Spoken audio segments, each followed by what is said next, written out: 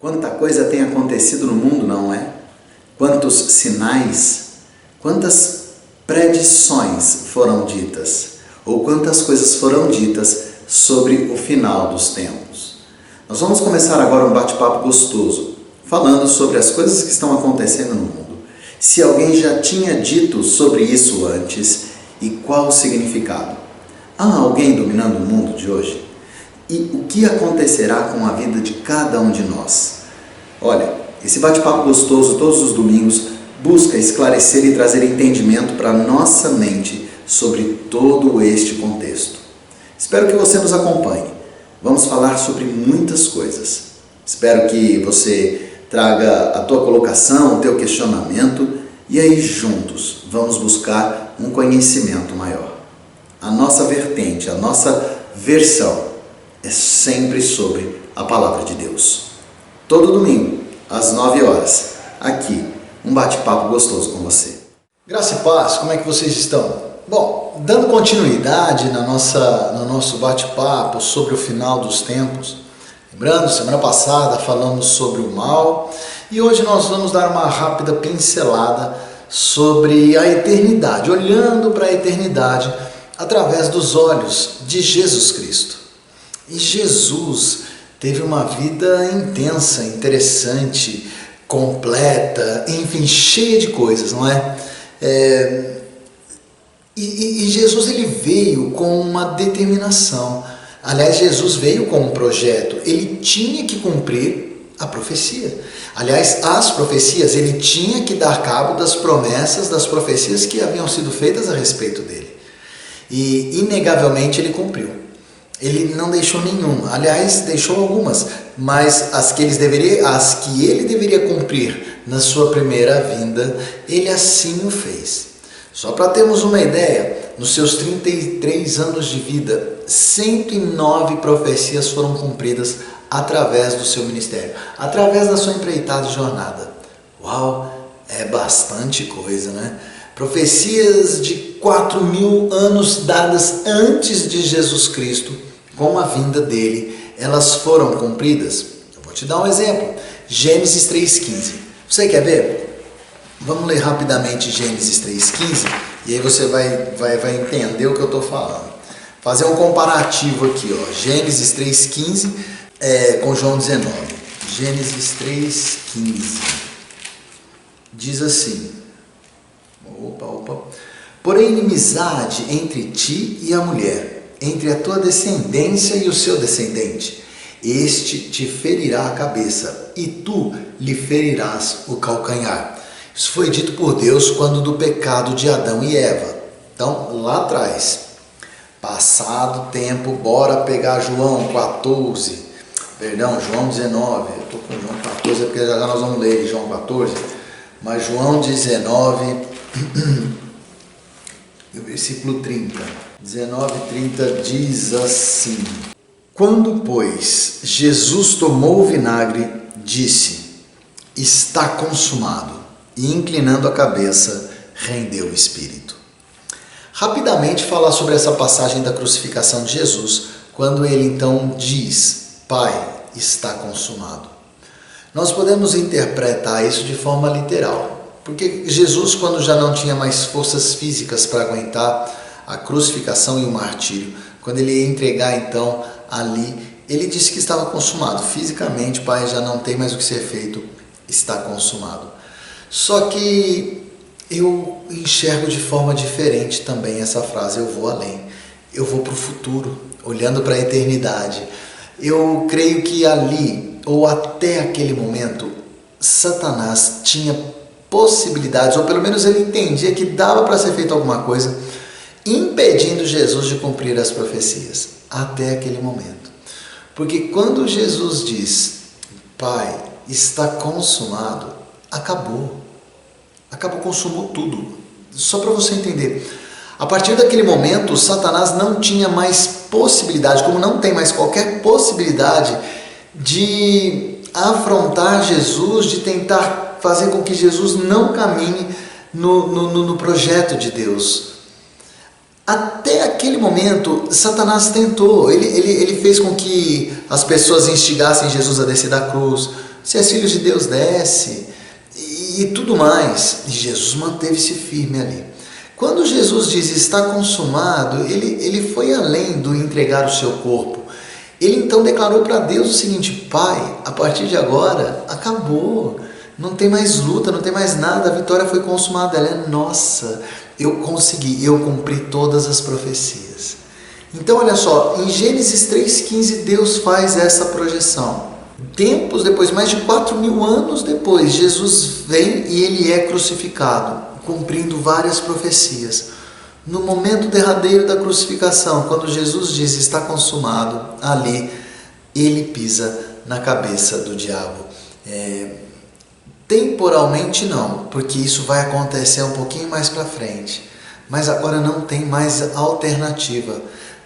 A história foi marcada, o final a gente já sabe. Então ali eu consigo enxergar na eternidade de Jesus o cumprimento de todas as profecias. Essa é inegável a maior deixa do alcance de João. João 19,30, quando ele diz isso, quando Cristo diz que está consumado, é essa a projeção maior de Cristo. Ele estava olhando para frente. Ele não estava voltando a sua cabeça para trás, ou ele não estava com a sua mente perturbada com o agora, mas Jesus já estava projetando o amanhã. Pai, deu certo, está consumado, vencemos. Então guarda bem isso, porque isso é muito importante. Precisamos ter essa certeza nesse contexto. Amém?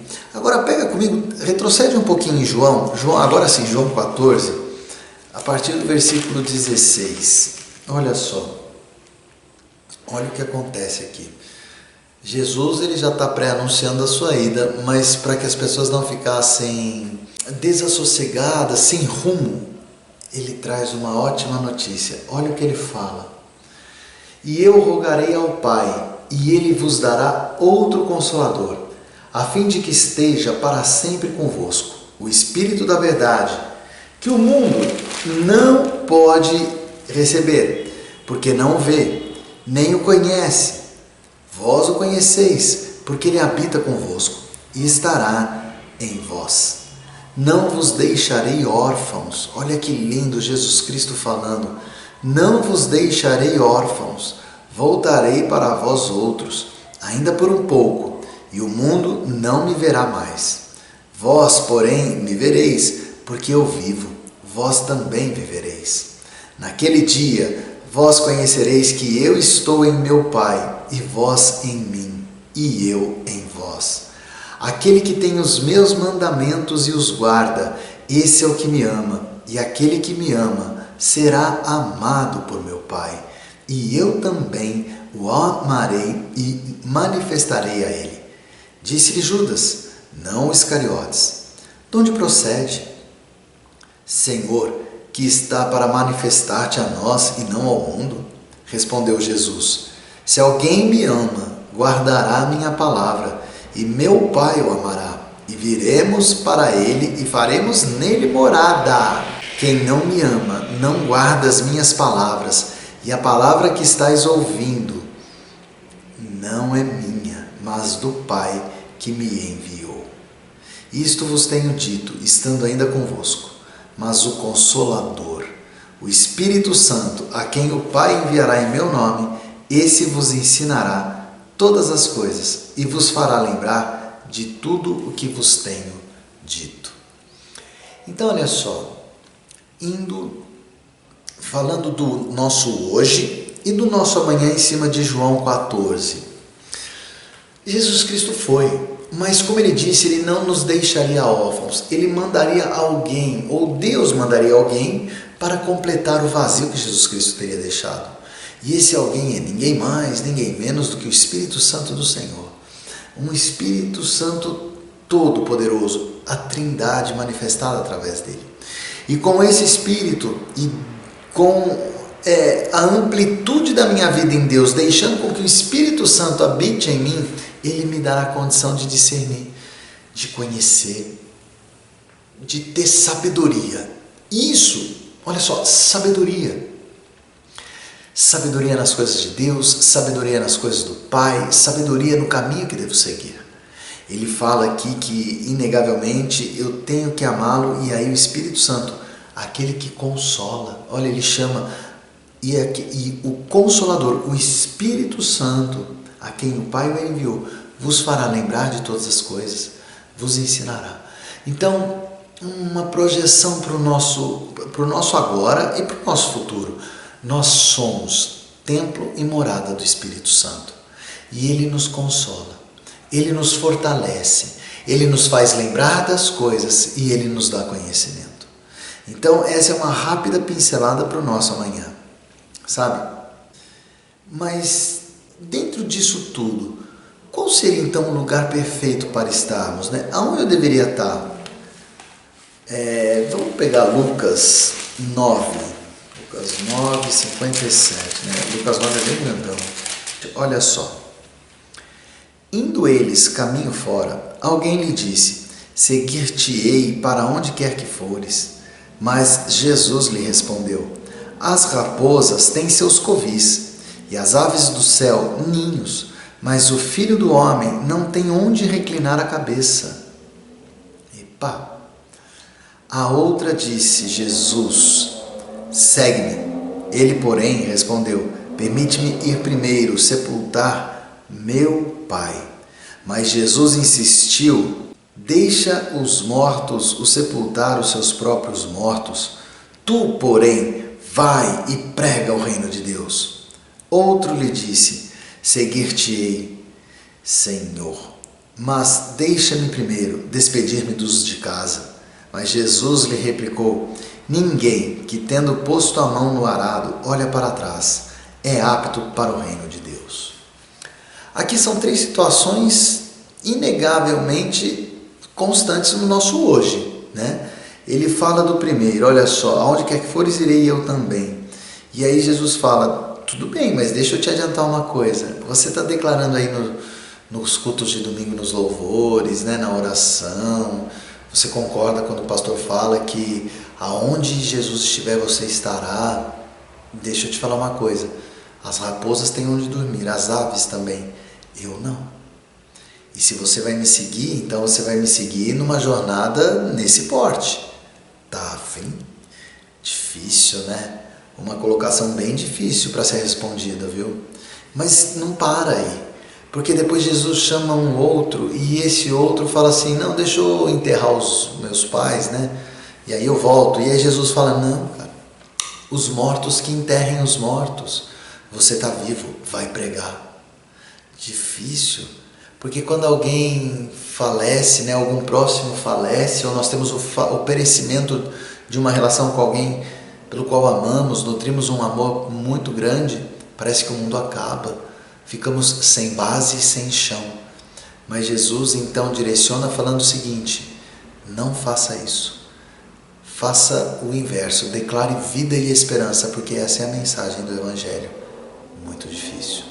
E o último fala assim: não, Senhor, eu vou te acompanhar, mas primeiro deixa eu despedir dos de casa. Fala tchau, ei, fui.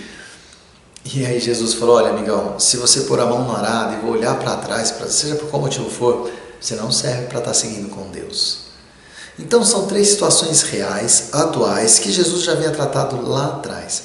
A pergunta que eu tenho para a minha vida e que eu acho que você deva fazer para a sua é: será que eu, no lugar desses três, estaria realmente adorando o Senhor? Porque o lugar perfeito, ele é o de adoração, não é o da minha necessidade ou da minha carne, dos meus desejos, mas é o lugar onde eu adoro esse Deus maravilhoso. No século 20, nós tivemos uma barbárie gigantesca. 180 milhões de pessoas morreram neste século por conta de guerras. Só que no século 20, que nós tivemos um terrível bárbaro, isso ficou muito aquém. Todas as guerras que antecederam o século 20, somadas, não alcançam esse número. Estas mortes, então, elas vieram para mostrar que o agora está cada vez pior.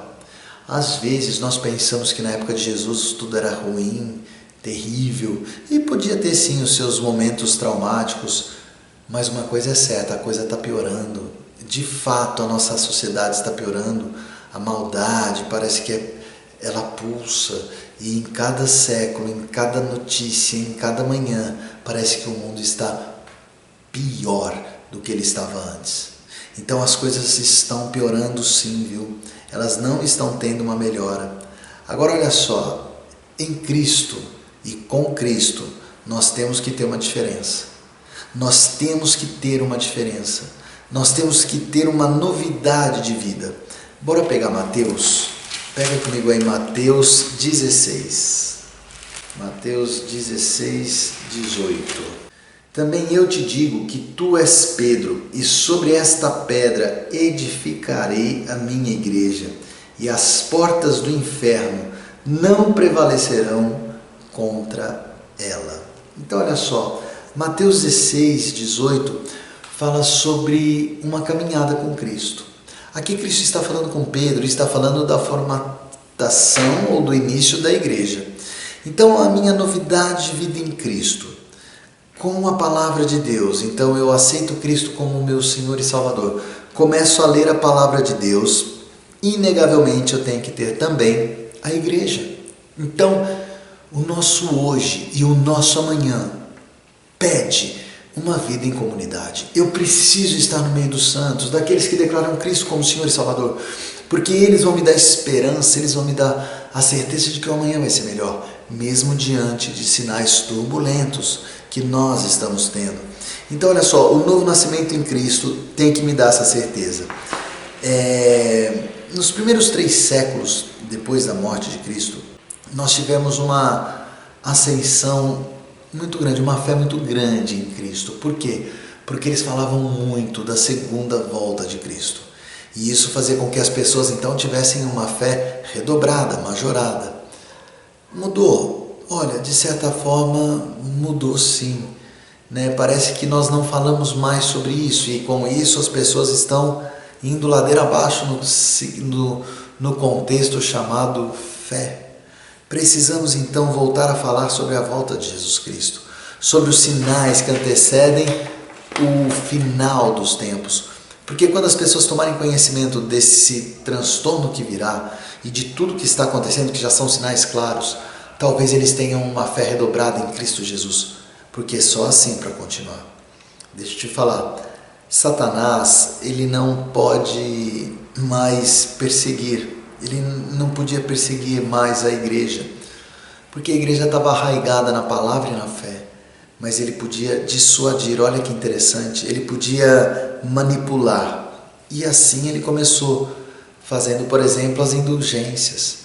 Eu vi o pastor Silas Malafaia, que estava vendo uma pregação, uma ministração dele, e ele falou uma coisa muito interessante. Ele falou o seguinte, que o diabo, nessas dissimulações, não foi com essas palavras, tá? Mas mais ou menos é isso. O diabo, com o seu intuito, o que ele faz? Ele me mostra o que é bom. Olha só, e inclusive no momento de necessidade ele me mostra o que é bom, para que eu então aceite o convite dele.